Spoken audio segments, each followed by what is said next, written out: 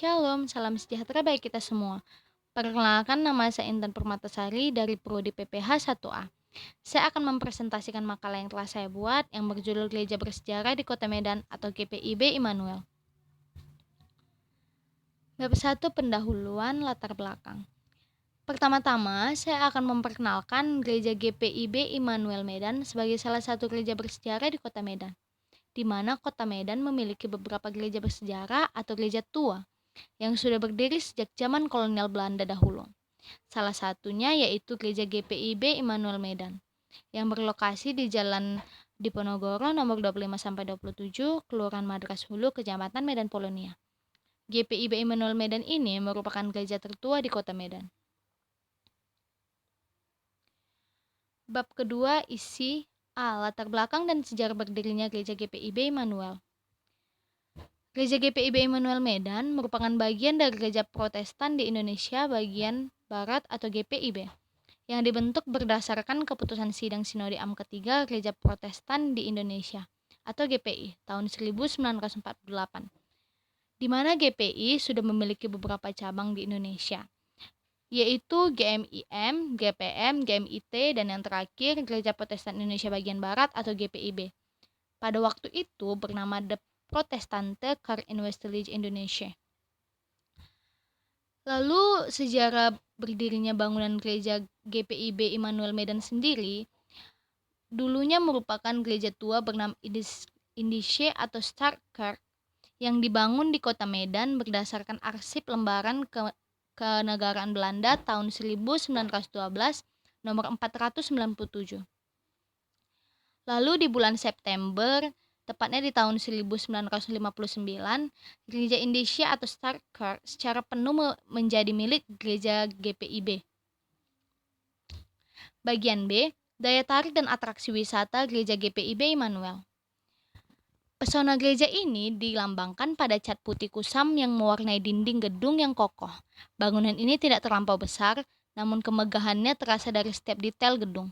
Dengan menara yang berbentuk kubah dan jam dinding di masing-masing sisinya menambah kekayaan arsitektur yang bernuansa Belanda kuno. Itulah daya tarik dan atraksi wisata Gereja GPIB Immanuel. C. Nilai-nilai kekristenan apa saja yang dapat dipelajari dari Gereja GPIB Immanuel.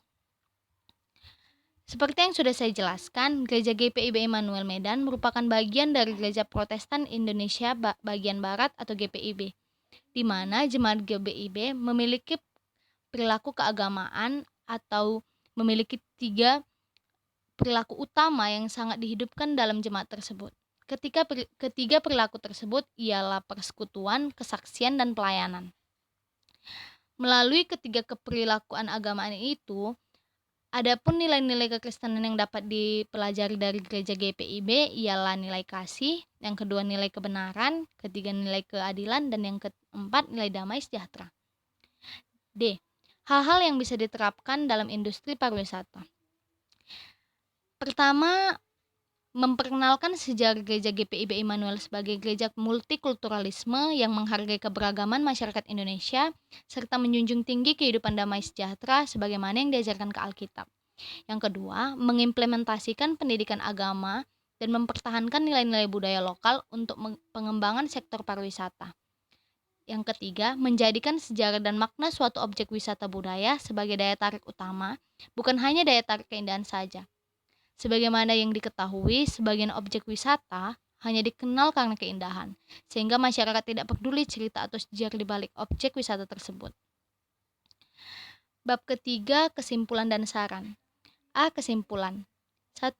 Gereja GPIB Immanuel Medan adalah gereja tertua di Kota Medan, merupakan bagian dari Gereja Protestan Indonesia bagian Barat atau GPIB. 2.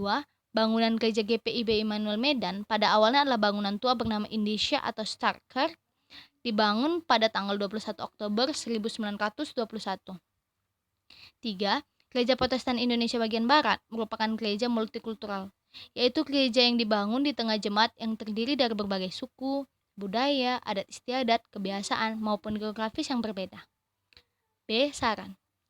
Saran dari saya ialah Gereja Protestan Indonesia bagian Barat atau GPIB Immanuel merupakan salah satu gereja tertua dan bersejarah di Kota Medan.